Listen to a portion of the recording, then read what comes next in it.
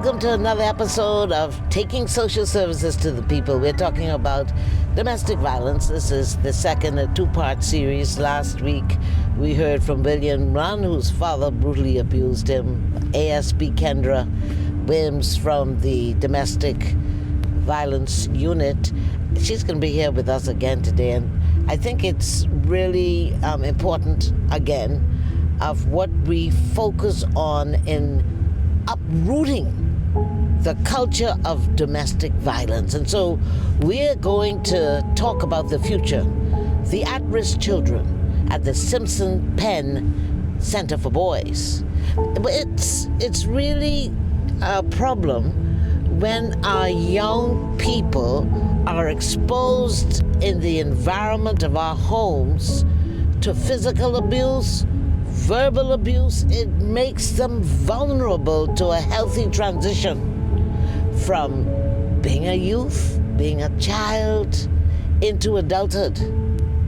So, we have enough good people, and you and me, and some of you watching, we all need to pull up in some area because we are fighting for our future. And love, skills, integrity, hope, that favorable, confident expectation, we can overcome. Today, we are going to talk to a woman whose boyfriend tried her by her hair, threatened to kill her. And we're also going to talk to the superintendent of the Simpson Penn, Basil Johnson. Listen, it's life-changing. Everything begins in the spirit.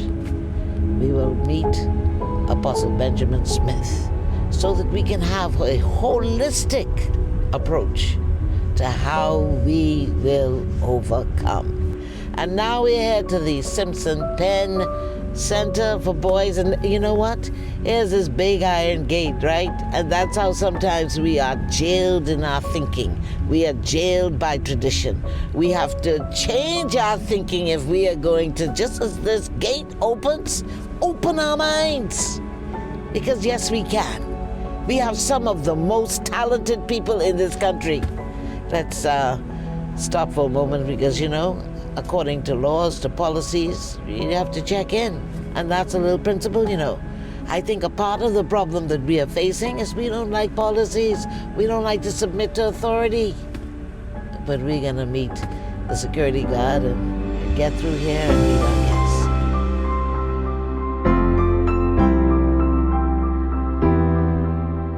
Yes, hello, good morning.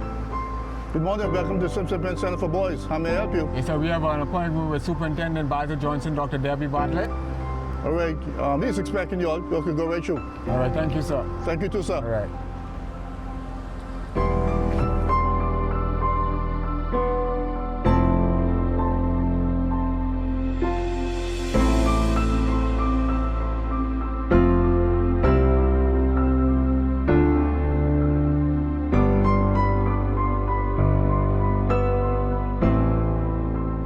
We're in the chapel of the Simpson Penn Center for Boys. And with me is the leader, Superintendent Basil Johnson. What I love about this leader is that he loves people and he has a passion for the young men who are at risk. I want you to meet him, and I think it's very significant that we're here in the chapel. His name is Superintendent Basil Johnson. Welcome to Taking Social Services to the People.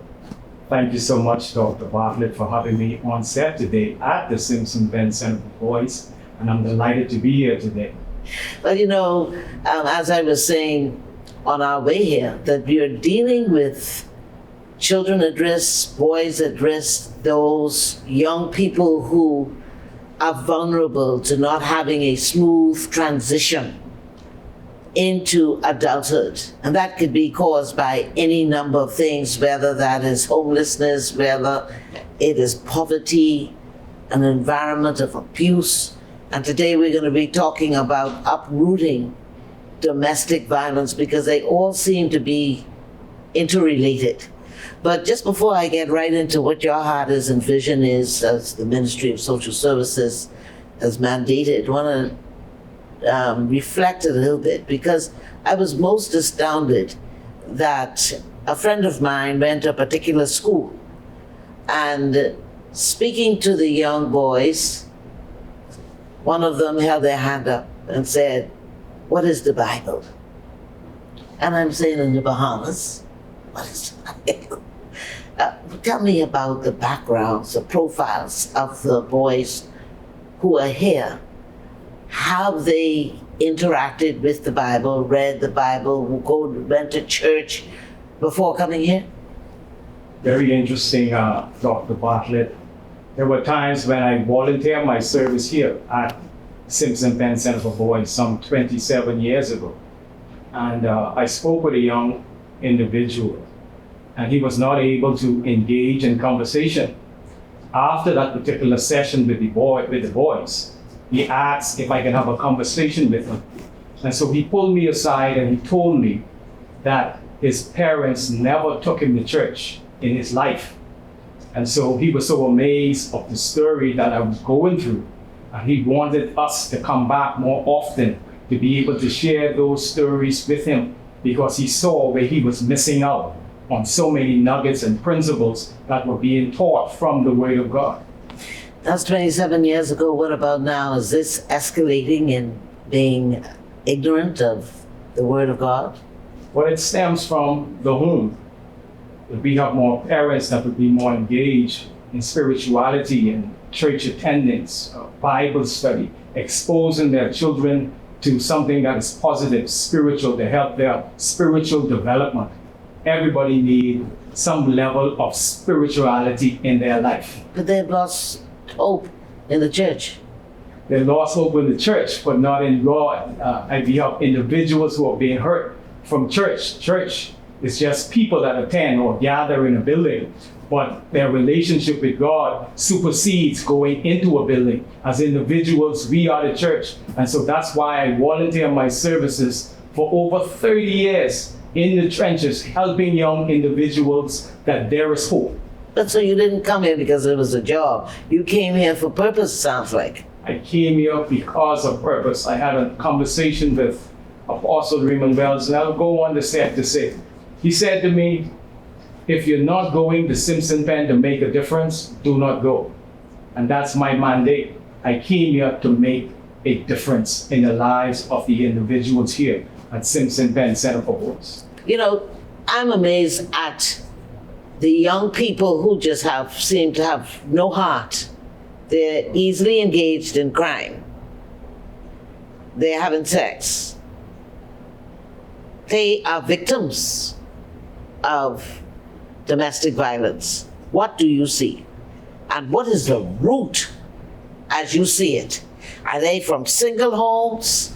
What do you see more of environments where their abuse is a culture or is a norm or it's ordinary? What do you see? Prior to me coming here, even at Simpson Penn Center for Boys, some 3 years, I've worked along with the Ministry of Education attached to Student Refocus, and that's a suspension center where you have individuals who would have made infractions in school. And so they would come to the center as well for counseling. And so the root cause and these individuals that come to the center, they're almost like an orange, and it comes in layers. You might get past one layer, but there's another core. And so in order to be able to tap into the psyche of these individuals are not just numbers. They're not just data, they are individual, and they have their own personal story. There are underlying situations that are going on with these individuals, dealing with 3 levels of trauma, and that's acute trauma. You have chronic trauma, and then you have complex trauma. And so these individuals need help in order to steer them, to navigate them as they deal with these underlying scars and wounds and hurt, what they would have carried for years, baggage. Describe the baggage. The baggage in these 30 years, I've came across stories where we would have mothers would have prostitute their children, daughters. I've had a father A young boy shared with me that he was laying down, asleep, awoken by his father, who decided to slit his throat. And so the wounds go deep in the lives of these individuals. How many of these children make it through to a successful life with this transition of Simpson Penn, and how many just seem to be a vicious cycle? And how many deaths have you experienced where hope wasn't strong enough with all of the interventions? What would your report be? We have some success story over the years, but we also had some sad stories, whereas persons would have leave the center prematurely. They come in the center in 24 hours or 48 hours, they're already gone. So no hope to rehabilitation taking place under 48 hours. And they are the individuals who I might see in the newspaper probably a week later or a month later. In my personal life, I would have seen some 500 of individuals who died. What do you mean 500? 500? 500 real people you have seen? Real people. I would have done memorial services at schools. I don't want to go on the record to call the school's name, but I had buried students who were shot to death, students who were starved to death. I was attend a service for a young lady who the daughter and the mother was killed. I did that memorial service in the school as well. And so I've seen numerous individuals brutally murdered in our country. What's the root problem? The root cause, I would go on record to say, is sin, a behavior. And for the most part, it's learned behavior. And so we have individuals in our communities who just go about their regular lives, exposing our young people to a life they need not to be exposed to. I had a young boy who said that he had to witness his mom bringing individuals. They only was in one room, and he would watch his mom bring individuals in the room and have sexual intercourse with these individuals. And he would share his story with me with tears in his eyes, hurt to be able to see this firsthand. So it really starts, yes, the root is sin, but the next level is what? The family. In the home, the family breakdown. And so our communities are deteriorating right before our very eyes. There's a breakdown definitely in our homes. And so our homes need a revival in our homes. You talked about seeing success and 500 deaths. Well, the next guest was a former prostitute and a survivor of domestic violence. Let's get her perspective.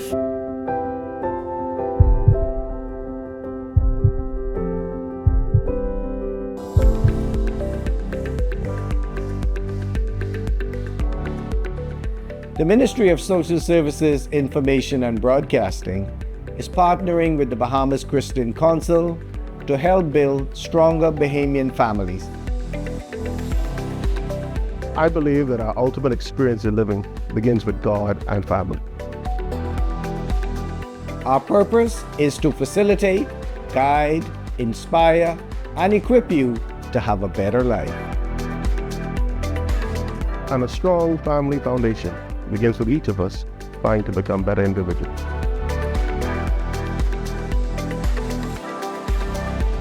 Let's unite for a stronger Bahamas.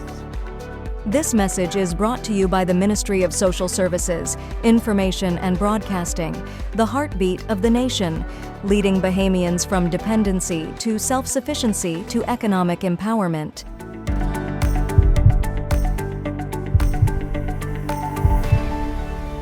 I'm really looking forward to this segment because life is very interesting. And it's especially special because it's also very instructive to me.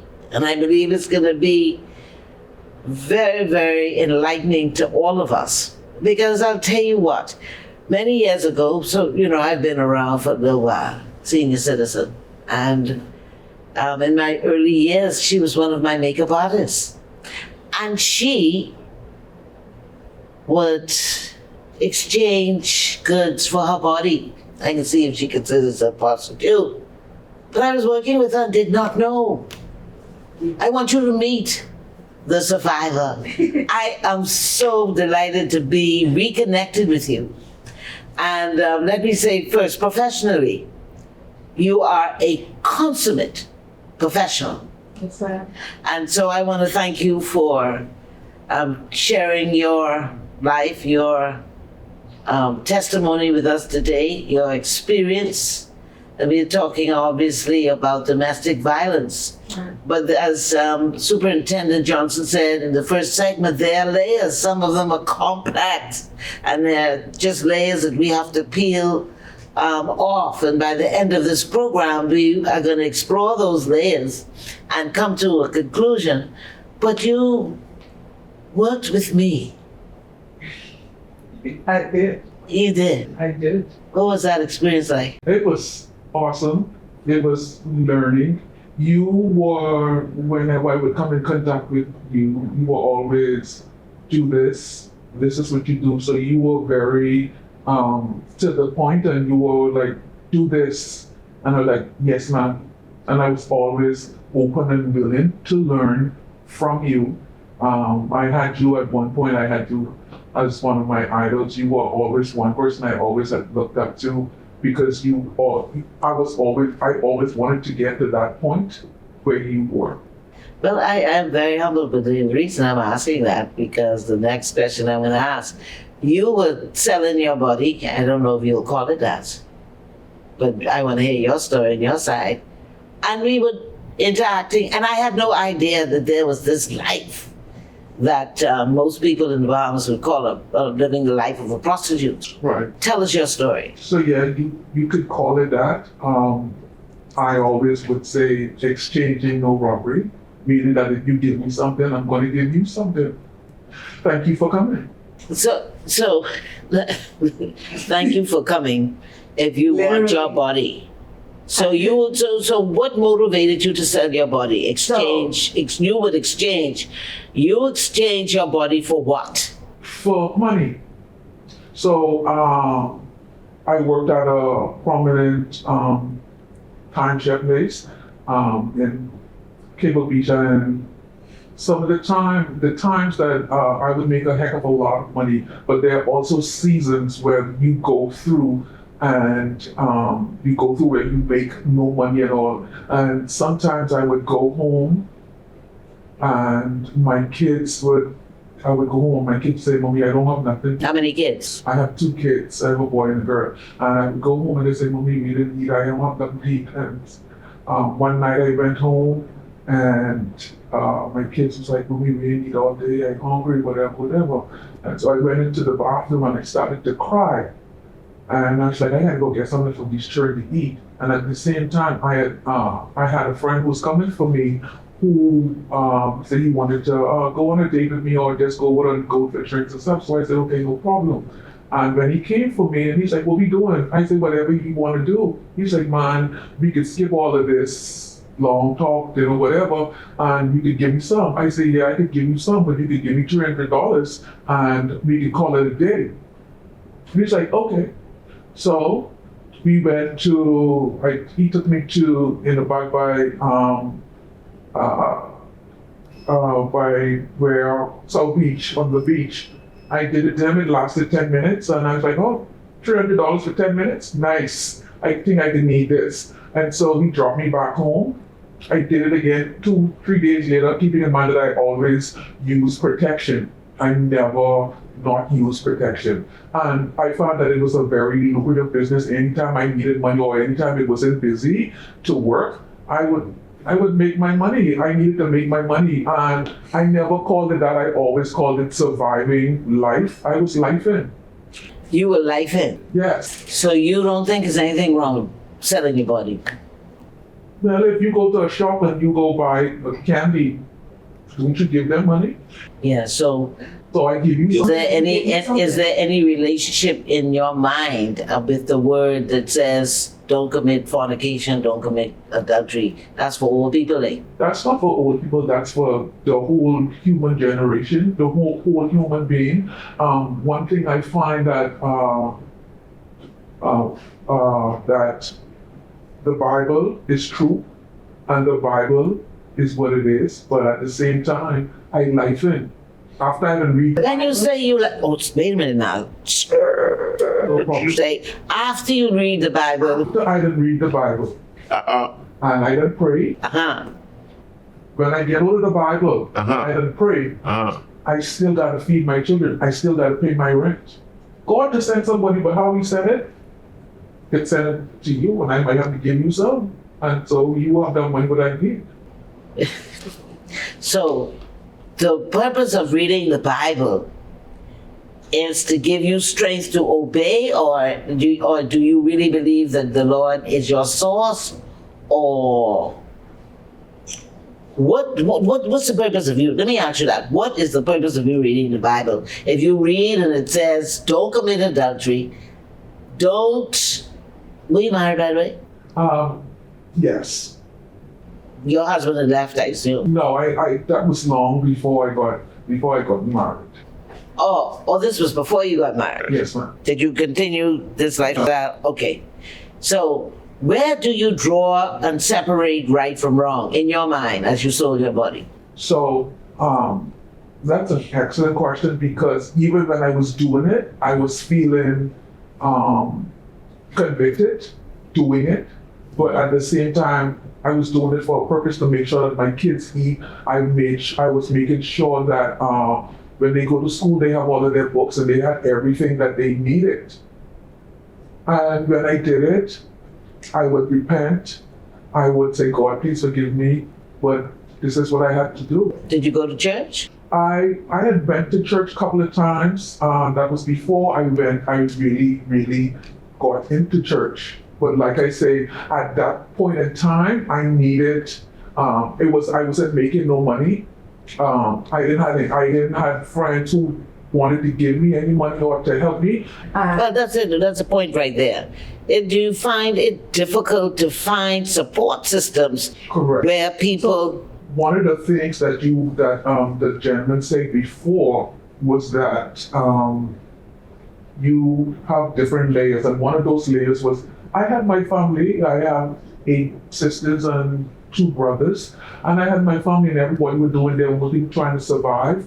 And I would go, my mom was there. My mom is a single mom, and she would go to church, and she'd tell us go to church and everything. But at the end of the day, I had my own kids. I had to take care of my kids. So you're saying that your family couldn't afford to pitch in and help you? They could have, but I had in my mind that I wanted to get out and I wanted to be better. I wanted to get out and be better, and this was a door for me to do so I could get out and be better. What about your friends' support? I mean, I had no friends. I had no friends. On the friends that I had, we were doing the same thing. So you all had a little group of... We had no group. Or if you have a friend you want me to sleep in, and you say, I need my boy here looking for a little get together, a little time. I said, okay, no problem. You tell him $300 or you tell him $500. So you all did orgies? I've never done an orgy. I've never done that. I always keep it at a certain level, whereas I only need it. Whatever I needed at that time, that money is what I did it for. So you were just straight down the line. It didn't move into other vices, No. drugs. I've never done drugs. Never didn't drink hard alcohol, maybe have a bag here. The only vice I really had was I used to smoke Virginia Slims. I would sit at sign truck and sit down, dress real nice. I was a person who, when you know me, I had on white, and I sit down, heels, I smoking my cigarette, I talking to you, I giving you the eye contact, I let me know, hey, look here, what you saying, you need something tonight? And I would smoke that. After I smoked and I would get you, we go to the room, I don't smoke it no more. The only time I actually smoked was when it was a bait to get you. To make me look like, oh, this a nice American girl, pretty and young thing, oh, I didn't need that tonight. And I used to say, okay. So they thought you were American? Because that's how I carried myself. Yeah, you are very classy. You what? and you are. Yes, ma'am. So how did this transition into being a survivor of domestic violence? So, after I had gotten over that, where I went to church, got saved, I was abstinent for, say, 11 years. I met this gentleman. I was working at a store downtown, and he was talking to me. We started to date, and it's a nice gentleman at first. And then all of a sudden, like maybe a year later, he started to get real controlling. He don't want me to go see my family. Everywhere I go, he had someone take me, and then all of a sudden he just started controlling my life. And then, I would tell him, I can catch the bus. No, you ain't going nowhere. Who you talking to on the phone? Let me check your phone. And I'd be like, what? Check my phone? I say, boy, I know little girl, but don't play with me. And then one night he came to my house and he was talking to me. And all of a sudden I said something to him. My daughter was in the room at the time. My son was by my mom. And he just get up and start slapping me. And my daughter come running out the room. And she's like, Mommy, what's going on? Mommy, what's going on? I said, he slapped me. And she grabbed the bottle and we started fighting. He started punching me up. In front of your daughter? In front of my daughter. Oh boy. So that's another question. Yeah. I want to know how that impacted her, but go ahead. So when he did that, we got him and he ran outside, and then I called my pastor at the church and I tell him what happened. He came to the house and he was telling me, he called my name and he was saying, you got to get out of this. And I said, yes, I know I got to get. I don't know how I get into this. I don't know how I lead myself into this, knowing what I stand for. And he said, you got to get out. You got to get out of it. And I said, yes, sir, I got to get out. And then and then he came, buy me all kinds of stuff, bring me money. He is your boyfriend? Yeah. Came and he gave me money and to kind of calm it down, the situation, so he could get back in my good book again. And a week later, we did what we did, and we went back being boyfriend and girlfriend again. And then something else happened to him, and I guess he was having his issue when it ended up rolling over on me. This time it was a very bad situation. Whereas I was sitting down, he dropped me in the salon. And when he dropped me in the salon, he keep calling my phone. But what happened is, because my hands and my hands was getting due, I couldn't answer my phone. And he probably called me like 4 or 5 times. And then all of a sudden I see was when the door slammed open.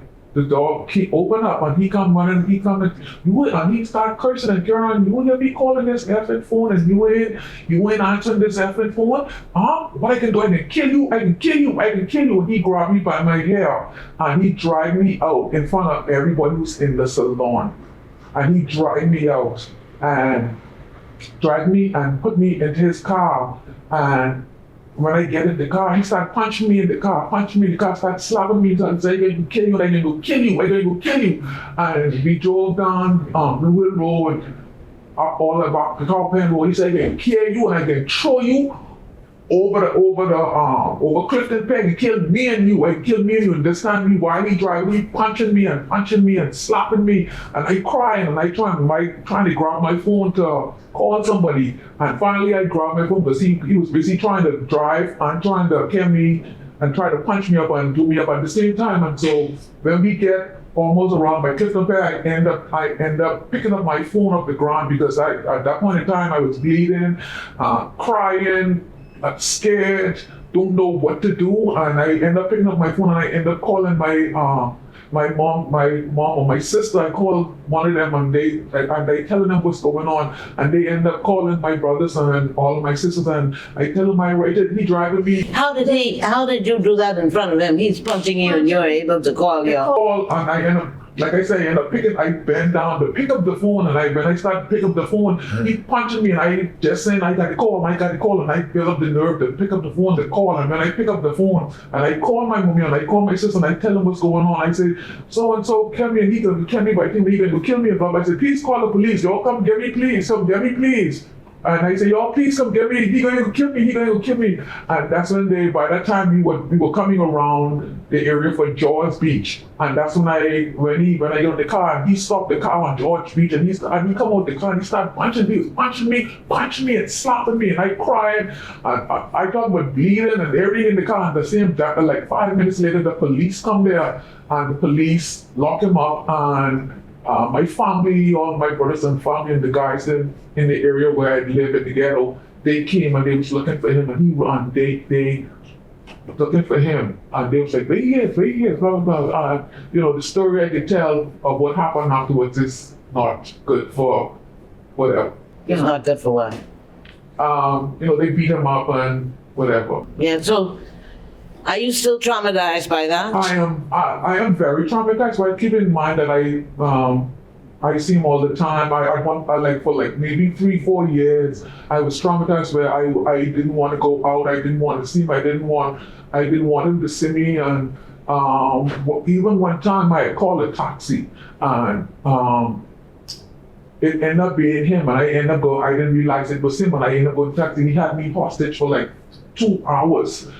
And he trying to, I'm sorry, we can do this, let's get back. And I tell him, no, I ain't interested. I'm not interested in you, blah, blah, blah. And then finally he just take me home, and that was it.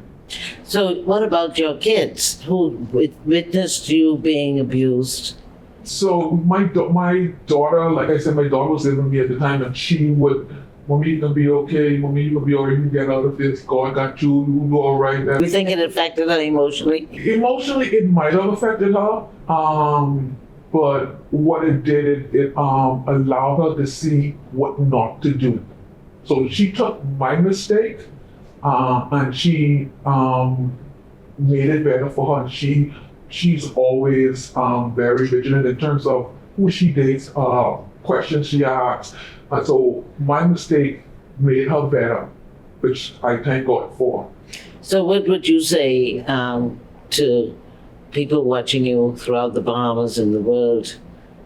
How do we get out of these abusive situations?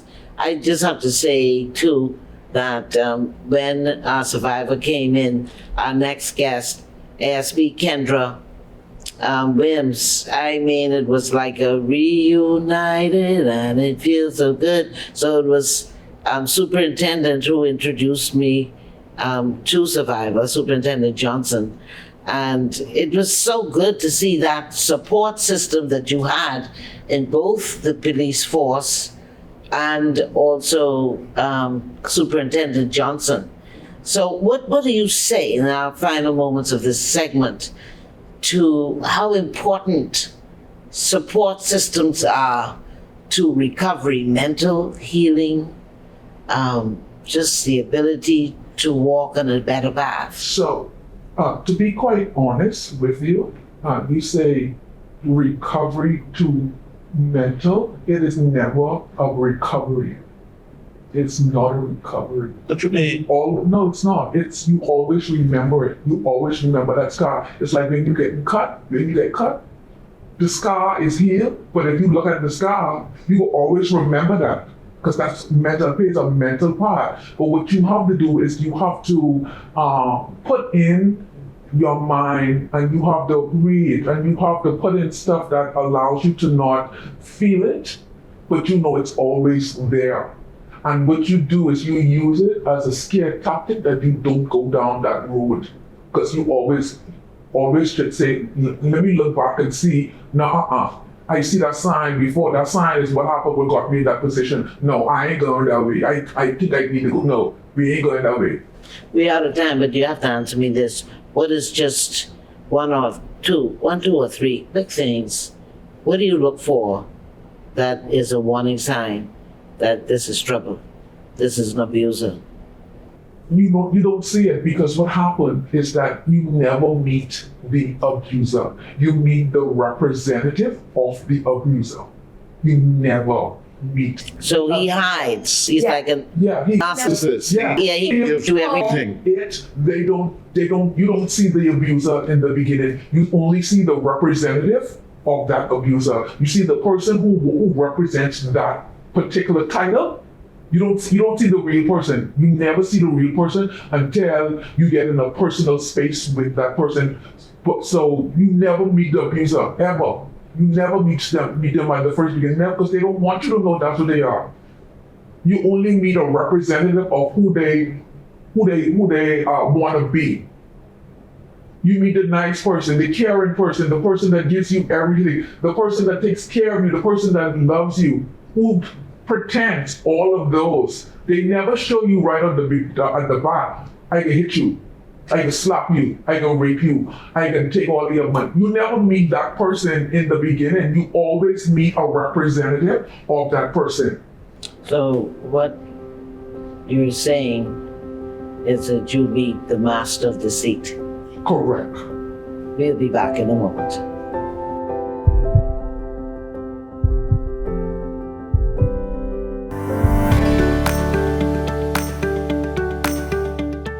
Billy Graham once said that a good father is one of the most unsung, unpraised, unnoticed, and yet one of the most valuable assets in our society. As we seek to uplift and strengthen family ties, we want to take the time out to praise the fathers who are taking care of their families. Whether you are married or a single father, we want to salute you for taking up the charge to lead, provide, and protect your family. For those who are struggling with fatherhood, all is not lost. It is not too late to be the needed father to your children. We urge you to step up for your children and be the father they need and deserve. If you need help, contact the Department of Social Services National Parenting Program that can assist in placing you on the right path to being a good father.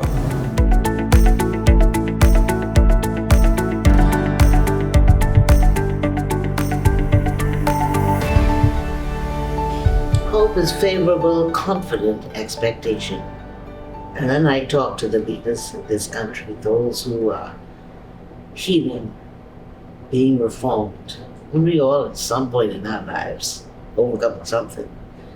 But the opportunity to interact and bond with professionals in our public and private sector partnership, just ignites and strengthens hope. And so our final segment with our panel, they represent the hope that we have in our country. And it's also really inspiring that we are in some areas growing into a level of maturity. And that maturity is that the government has determined that this approach things in a collaborative fashion. And so we are collaborating and partnering with the public-private sectors. For example, the Bahamas Christian Council is a partner of the Ministry of Social Services, Information and Broadcasting. Since last year, the Ministry of National Security has been working with us very intentionally. They have initiated some projects we have initiated. What am I saying? It's not competition, it's completion. We have to unite to get our country back to be the greatest little country in the world. And so I want to introduce once again, if you watched last week's episode, and if you didn't, please go online. I think it's Bahamas and watch that program. It was equally as riveting as this one. But ASP Kendra Wims is here with us again because we want to help you connect the dots. When we last spoke to our guest of the last segment, our survivor, she was so real and just so inspiring. And so we have this panel with ASP Kendra Wims, Apostle Benjamin Smith, in capacity as being a part of the board for the Domestic Violence Task Force. He is known in our country as the founder of the embassy. He pastors along and co-pastor with his wife, co-pastor Siobhan.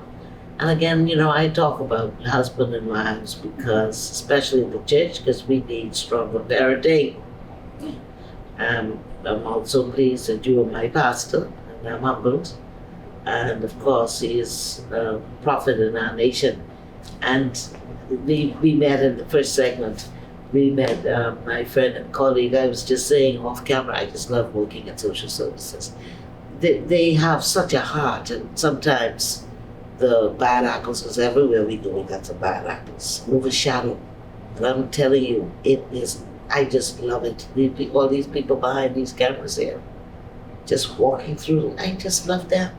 And he is one of those people that just is so submissive to protocols of authority. That's very important, because that's part of our problem. We set a precedent. We don't do what we say.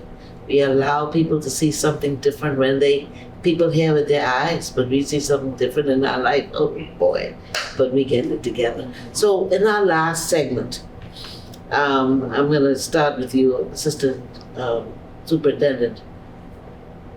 That survivor said something that was very riveting to me, and she said, "You're never here." I want all three of you to respond to that. Thank you, Ms. Bartlett, for having me once again to be here in this space to speak about domestic violence, what is occurring in the Bahamas today. As it relates to the previous guest, when she had mentioned, we find that so many cases are different, and every victim has their own story, which is unique, but at the same time, it has a lot of similarities. Victims, when they actually tell their story, what they went through, I realize that a sense of healing comes over them. And this is what they say to me, only when they are able to speak about what they went through, the trauma that they endured from the perpetrators. But since being attached to the Domestic Violence Task Force Unit, victims that comes through that door, I would say the majority of victims says the same thing, that because of what they went through and the cycle of abuse, they saw their mother went through that same cycle.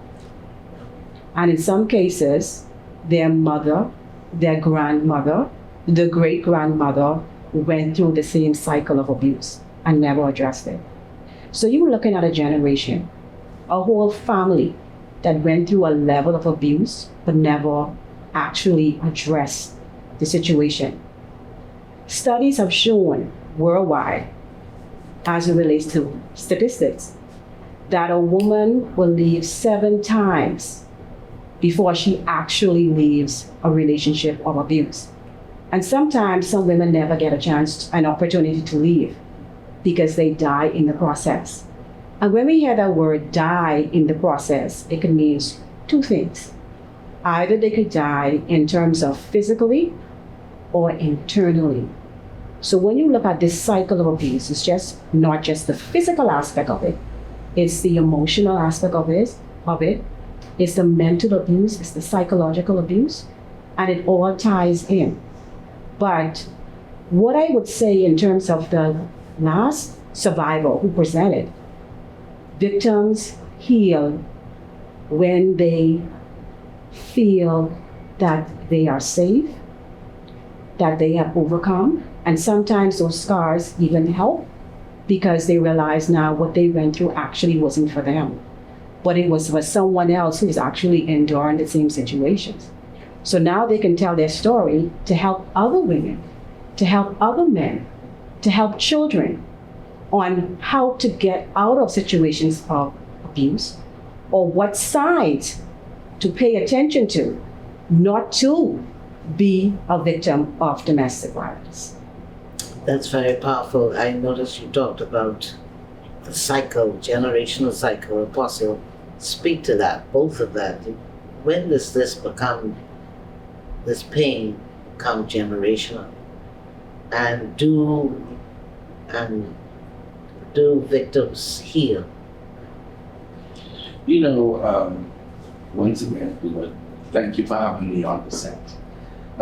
These are issues that must be confronted. There must be, proper collaboration, which we are doing today. When I look at the issues at hand, when we're talking about healing is always a process, and it takes time to heal. But part of the healing process is in telling the story.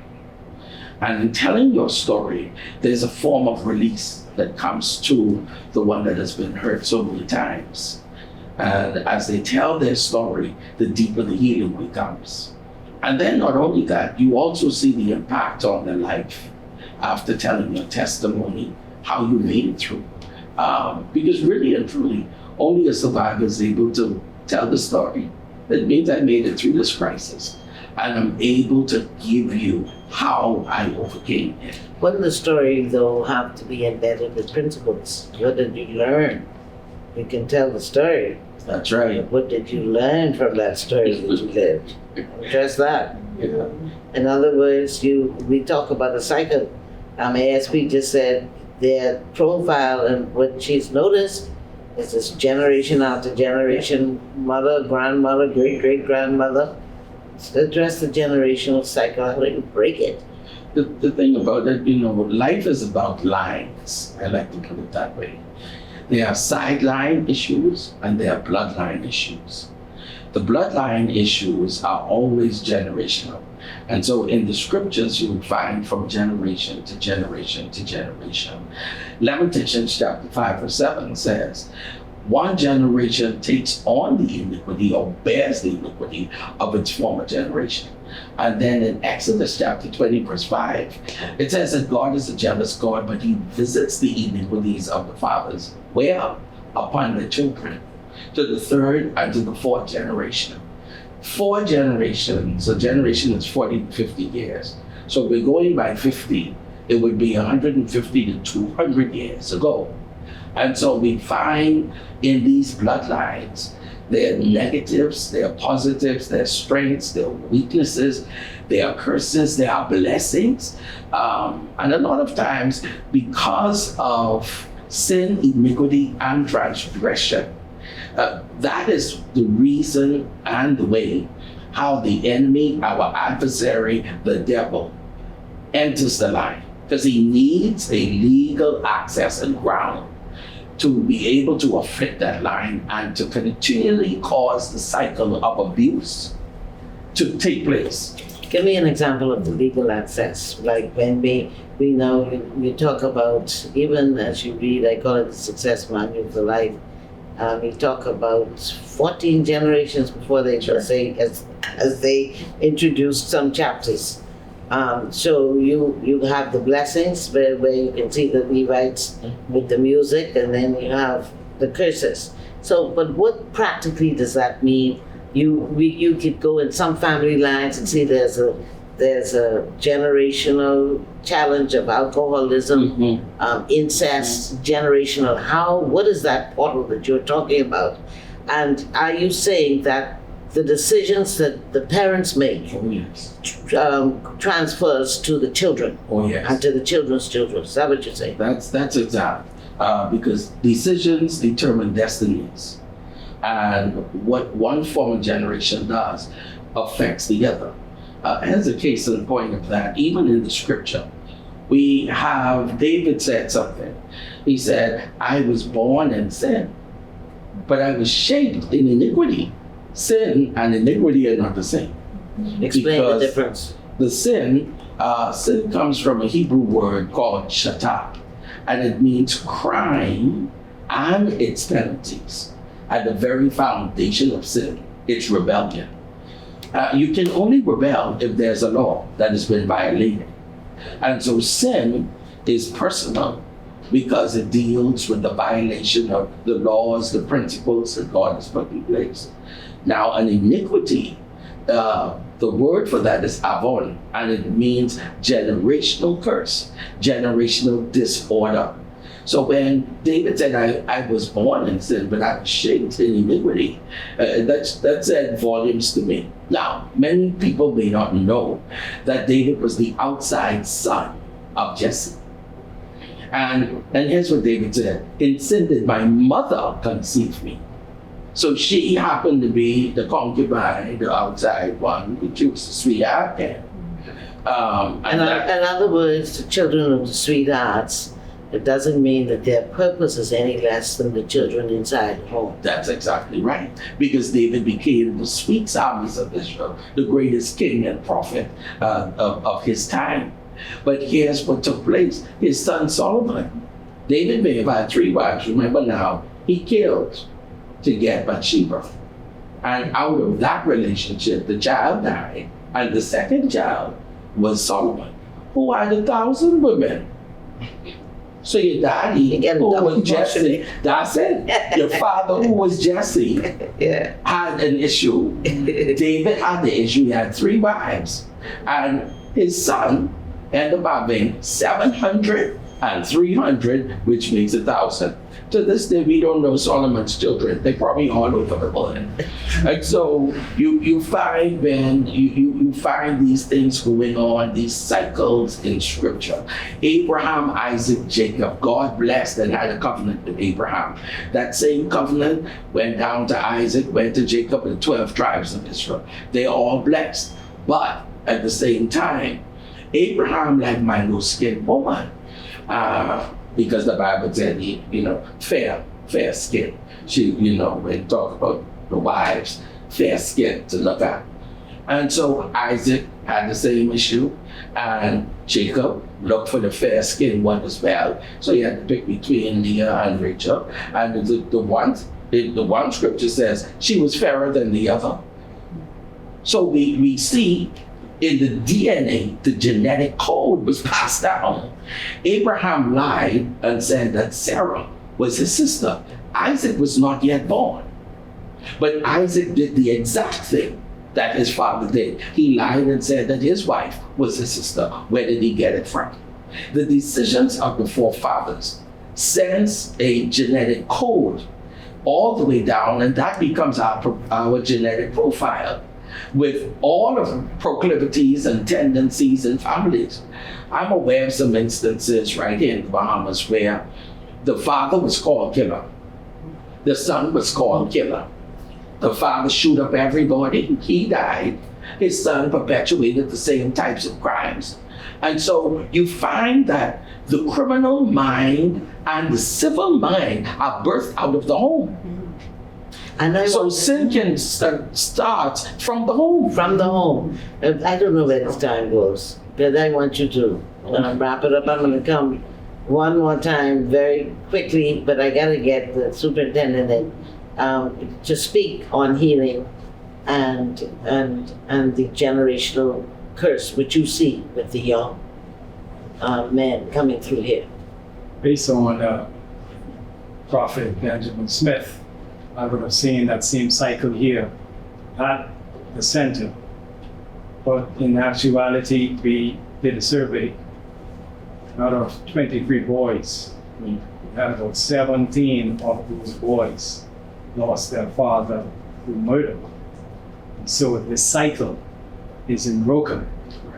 They was not arrested to be able to come here so that they can be rehabilitated, educated, and transformed. The cycle will definitely continue. But my personal story as it relates to my only and my big brother, who was assassinated some 9 years ago. He was shot to death. And I had to make a conscious decision. Either I forgive or let it go or retaliate. And I believe that's where our young men are today. So definitely the cycle needs to be broken in order for this land to be healed. There's a good quote that says, an eye for an eye, leave the whole world blind. And so at some point we need to forgive and be able to move on and heal as a nation. That is very powerful. Your final word, ESP. As it relates to healing, we find that there is a saying in the Bahamas, hurt people hurt people. And I find that in looking at cases as it relates to domestic violence, most of these victims were hurt before, even the perpetrators. Looking into the history, the psychosocial history of these perpetrators, we find that they were abused. So the only thing that they know is abuse. You find that they were abused by someone who they trusted, who they loved. And 9 times out of 10, it's a relative. So when we look at society and we breathe in other children, because you find that a lot of young women are having children who are going through abuse, who parents have been through the abusive cycle, and now they're just trying to figure it out. So in society today, that's why it's so important for this collaboration and partnership as it relates to the police, as it relates to social services, and all faith-based ministries. We have to hold hand and deal with these domestic violence cases as well as violence in general. The final word, Superintendent. Well, definitely I would like to thank you, Debbie Bartlett, for allowing all of us to come together as we exchange thoughts and ideas to see how we can bombard this issue of violence, domestic violence in our country. I pray today, as Benjamin will share, about the cycle that needs to be broken in our country is very vital and it is important. I believe that that will be the turning point for this nation.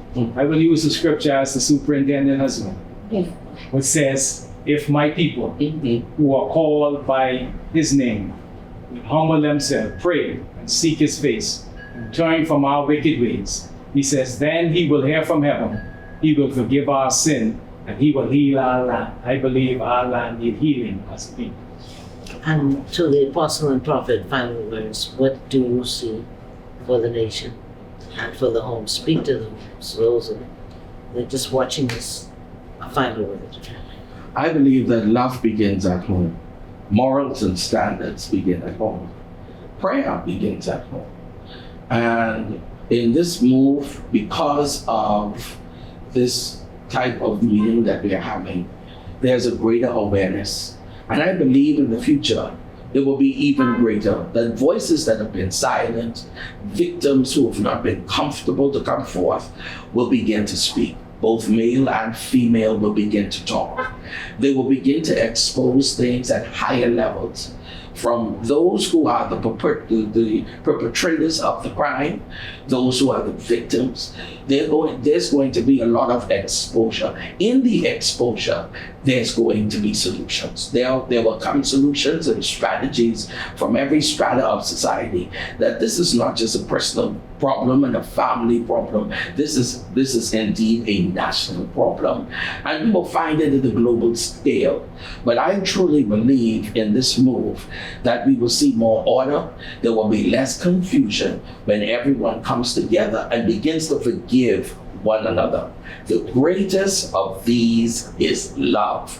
And God is taking us back to the place of true love, where we become better and not bitter. And we will walk in peace and not be left in pieces. That is very powerful. We have to go. Well, you see, oh Lord, I can really spend some more time, because what we have here is a panel of wisdom. But there's no freedom without the boundaries of values. And we've allowed our values to, be diluted by the pursuit of things. But historically, anywhere in the world, it never works. And when we love, and we are paradise is that timeless harmony. We are old enough, some of us, to know when we can go anywhere in the Bahamas and leave our doors open. This is the greatest civilization in the world. And the moment's pleasure can bring generational consequences. And when we love our children, and when we love the people that we say that we love, we are cautioned in our internal environment to make the decisions for a better tomorrow for our children and our children's children. Like they've all said, let's love again. It feels so good to love. It's like last time. Touch the person next to you and say, I love you. You were born to be great. That's it for us. From the Ministry of Social Services, we always say from dependency, because that's it. When we move away from values, we begin to depend on the government rather than the order that God has established as He is the source, and the government at all. From dependency to self-sufficiency to economic empowerment. We love you. See you next time.